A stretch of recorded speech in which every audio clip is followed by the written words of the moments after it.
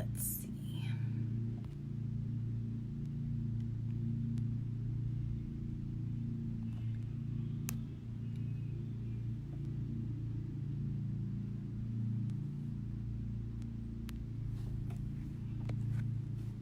Okay, let's see.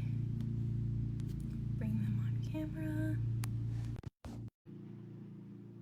It says adding on my end. Awesome. Yay, we are all set. So, okay, great. Give me 1 second. Okay, so for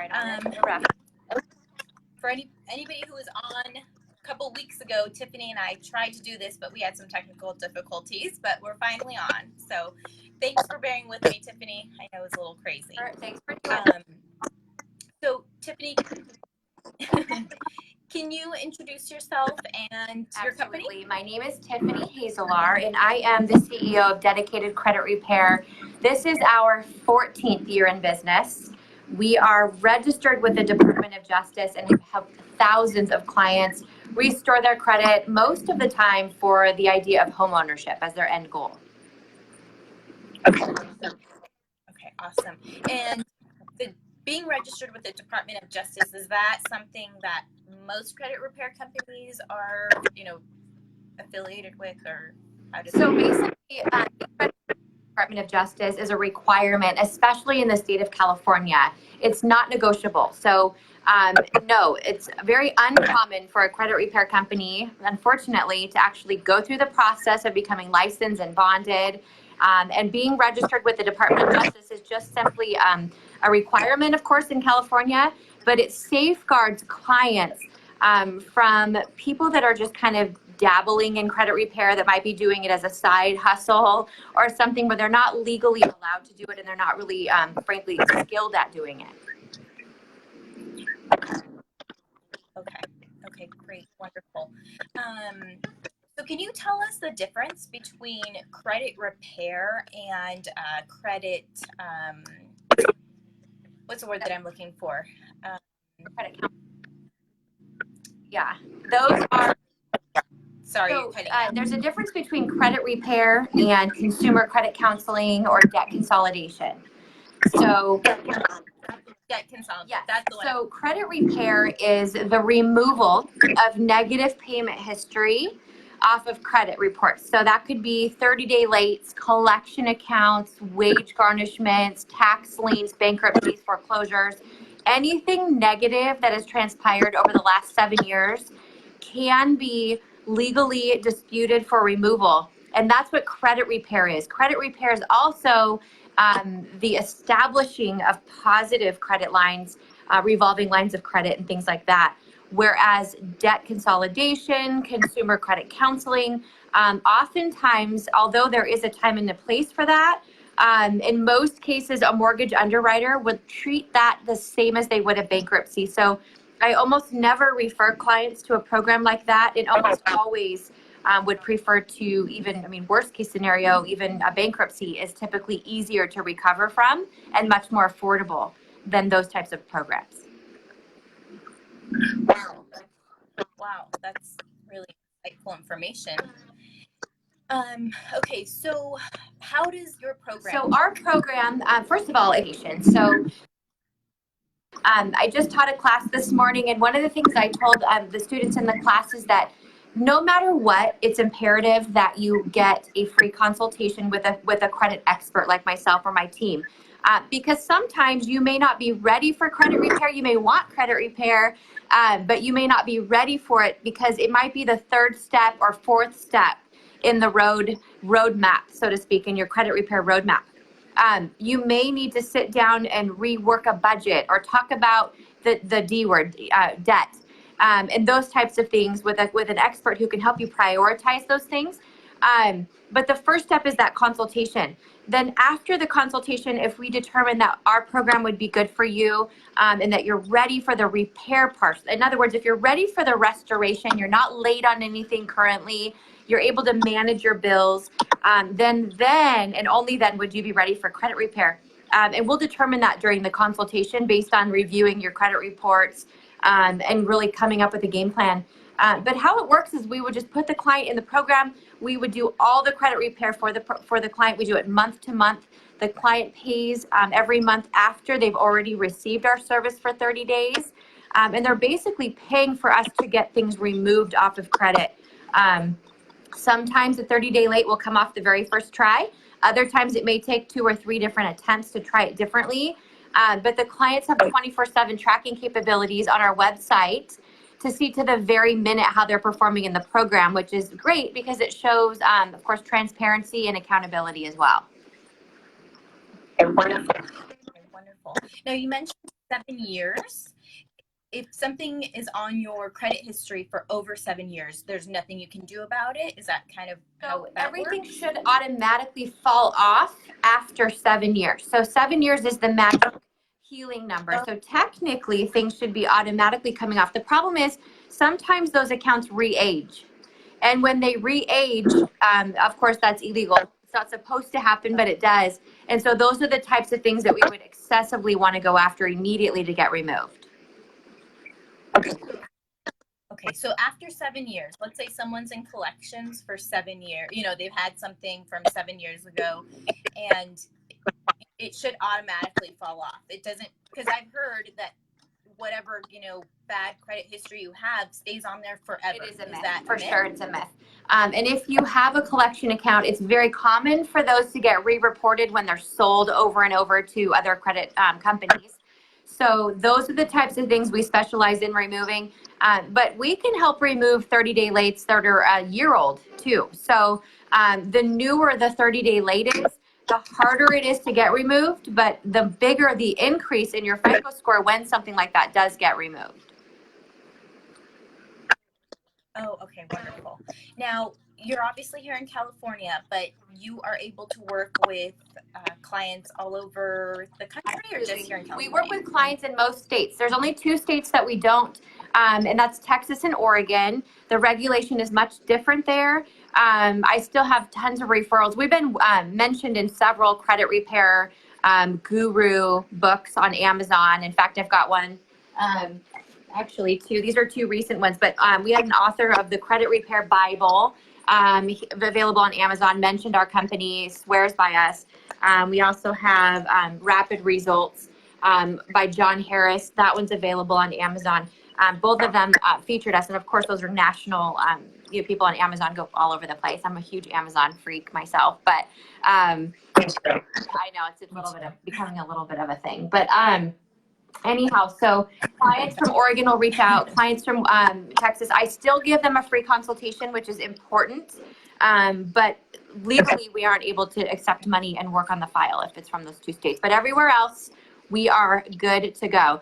Tons of referrals from Los Angeles, lots and lots of referral clients coming to us from Sacramento and just different pockets of California. But again, we've been in business 14 years, and the word spreads fast when something works well. Wonderful. Okay, so one thing that has been in the news a lot over the past few months is the Equifax breach. Can you talk to us a little bit about what exactly that means and what us as consumers, what should we do? What should we be doing? And any advice? It's funny, and I'm kind of a little bit of a skeptic and maybe a little bit of a what do you call it?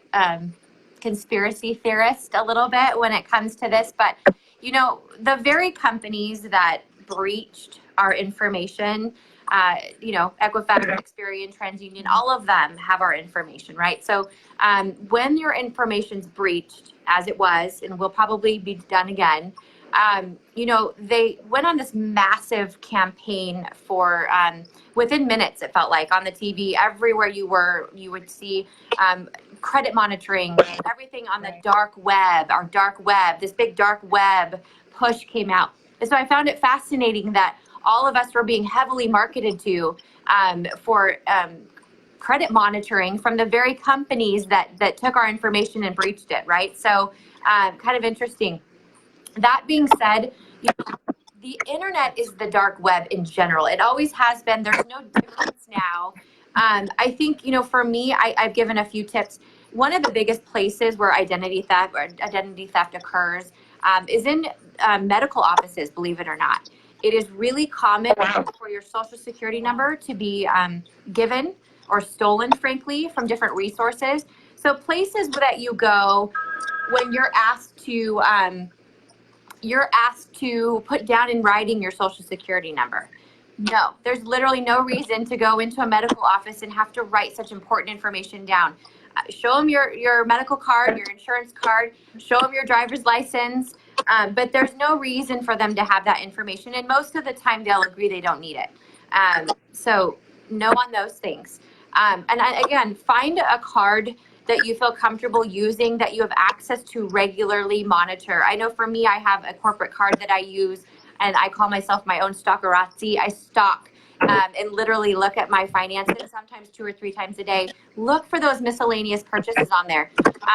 I do agree that you should have a credit monitoring company of some kind. I don't really have a bias to which one. They all seem fantastic to me, and I've personally have multiple sources that I use. But don't put a freeze on your credit, no matter what you do, because people will put freezes on their credit, and I'm telling you, it is like putting your social security number in prison. It is so hard to get removed.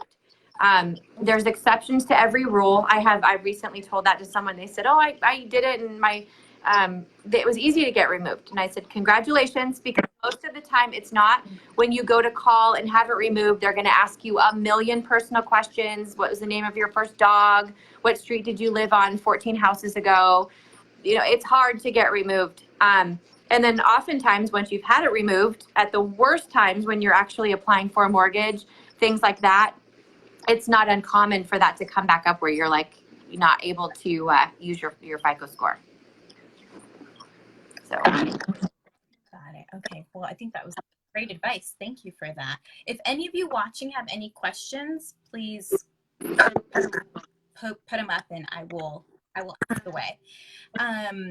What is some advice that you have for somebody who's young, just out of high school, starting college, who wants to start building their credit, and these kids are being bombarded at these college campuses with credit card approvals left and right. Do you have any advice for how to start establishing credit at a young, at a young age? Kudos to them if they're getting bombarded with credit offers. Then there's nothing wrong with establishing credit. Obviously, it needs to be done well. The biggest concern that I have doing what I do is that young people. I did it myself. They'll get the credit cards and then, oh, well, I'll just be late this month, or I'll just be late once or twice. It's not a little bit okay. And it's not, it's not something where you go, oh boy, it's just going to be a one-time, she's late once. When you're late, you lose 60 to 80 FICO score points, and that will happen. And that late will stay on your credit for 7 years. So it's not a small penalty. It's not something you do casually. If you use your credit cards, which by the way, young people should know that they need 3 credit cards to have excellent FICO scores. But you never want to charge over 25 to 35% of the available credit limit on any one credit card. But that doesn't mean that you need to use the full 25% either. So I'm always really careful when I talk to my youngsters about, hey, listen, there's a right way and there's a wrong way to use your credit. And always using them, making on-time payments, showing a utilization pattern is key and critical to the success of keeping and maintaining high FICO scores. But if you are starting out, maybe you're 17 years old, you're not totally ready for those credit offers, or maybe they're not coming in the mail, the first step is always a secured line of credit. And I always recommend that mom and dad go down with you, help you open up some secured credit cards. Essentially, that's the concept of like a prepaid phone card. You just give yourself money on a Visa. It reports every single month like a traditional credit line. Again, you never charge over 25%, even though it's your own money. Over the next 3 to 6 months of making on-time payments and using it effectively, most secured lines of credit will offer a substantial traditional line of credit to you after doing that. That is always the baby step version into establishing credit. Okay. And I think you missed this, or did you say that the optimal number of cards that you should have is 3? Is that the magic number? I don't like saying 5 to young people. I think 3 is enough. Yeah, so depending on who the audience is, would be the answer to that question. But, relating to younger people, start with 2. Realistically, like earning, getting to 3 is optimal, but make on-time payments. Don't carry 0 balances. I know that's tempting, or, a lot of us want to pay it off in full every single month. Because we don't want to pay interest, which I totally understand. And that's probably the wisest financial thing to do. But if you're trying to get excellent FICO scores, sometimes we have to do things that don't make excellent financial sense. So I say use your credit cards here and there, make on-time payments, get them paid down to 0 every 3rd month is a good idea. Make, in other words, a minimum payment 1 month, a minimum payment a 2nd month, pay it off in full so that you're not overdoing the debt. And you don't have a ton of interest that way. You're paying minimal amounts of interest. It's okay to leave it at a 0 balance, maybe the 4th or 5th month, but then you got to keep using it and show that you have a utilization pattern. Okay. Oh, that's some great advice. Okay. So basically, if I have a client as a real estate agent who has some trouble with their credit but wants to buy a home, first step is for them to come talk to you, and that way we can get them on a roadmap to fixing their credit and bringing up that FICO score. The cool thing is, yes, right? And the cool thing is, the FICO score slides really quickly from the low 5s into the mid 6s. And the good news for most of the people that would fit that description is that you only need to have, on average, a 640-ish to 680 to buy a house. You don't have to be in the 7s. You don't have to have perfect credit. So realistically, if you came to me and you said, I have a 500 or I have a 525 or even a 550 and I want to buy a house, I'm going to do that consultation. And the chances of you buying a house within the next 6 months are super good. You do what you're supposed to do and you sign up and you let us do all the heavy lifting, let us do the credit repair. You're going to be a homeowner in 6 months. If credit was the only thing keeping you from buying, then you're good to go. What I don't want is for people to think, oh, it's going to take forever, it's expensive. It is not uncommon for people to be in my program 6 months and have only paid $400-ish. I mean, it's a small investment to pay to not only think of all the money you save in rent, and then of course the tax deductions that you get back from being a homeowner are just amazing. So the first step is the consultation, getting over the F word, which is fear. I always say, get over the F word. Everyone is the fear of being known, and it's there's no harm in getting a consultation. There's no obligation. Wonderful. Okay. So I know that you have a hero program available for military, firefighters, police officers. I don't want to go too far. I can't remember who exactly is in it, but can you talk to us about that program? Firefighters, police, nurses, first responders essentially are a part of that. And also, of course, active duty military. If you are no longer an active duty, but you can prove that at one point in time you were served our country, then absolutely show us that military ID. Instead of enrolling for the $199, which by the way, you guys, our enrollment is only $199. It is so affordable. But if you are a first responder, it's only $149, which is a huge savings. The monthly fee that everyone asks about, that starts month 2. It's there's no contract, so you just pay month to month. Is normally $79 for a standard client. It's only $59 for a first responder or hero. So that is something that we have always honored and we always will. Our military has a special place in my heart. And of course, we want to honor you if you've served. And that's one of the ways we do that. I love that. Thank you. So is there anything that you think we missed that would be great knowledge for everyone to hear out there that maybe I think the most frequently asked questions we've covered: how much does it cost? How long does it take? Just to reiterate, 3 to 6 months is the average length of time in the program. It's only $199 to enroll, $79 a month. The nice thing about the program is the clients who are in our program have 24/7 tracking capabilities through our website to see to the very minute how they're performing. So they get a report. They can log in at their own time after work, over on the weekends, whenever that is, and log in and see their pie chart, which will fill up with how many deletions they've had, how many accounts have been removed. And they know exactly how they're doing in the program. The benefit too is if they come from you and you've referred them, you're going to be their realtor. So you can be keeping an eye on everything that's going on their status, and you can be sending them updates on various neighborhood ideas in the areas that they want to live.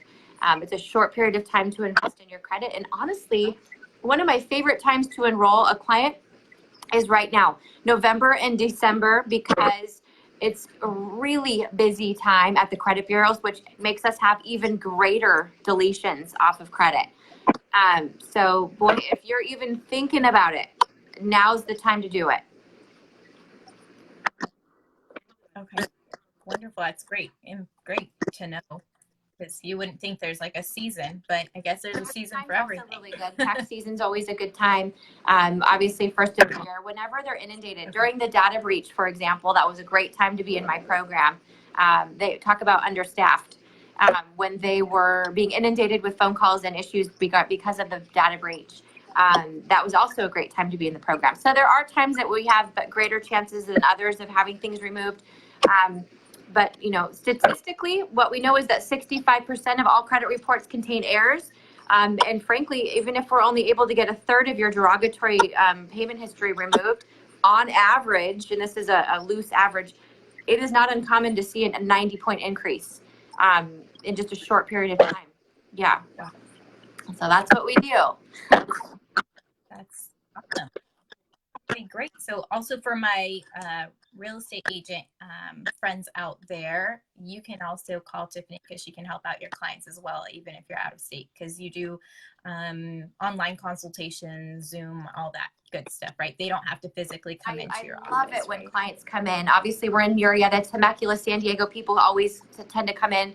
But you know what? If it's not quick to get here, we do this exact thing. We'll do a consultation face-to-face.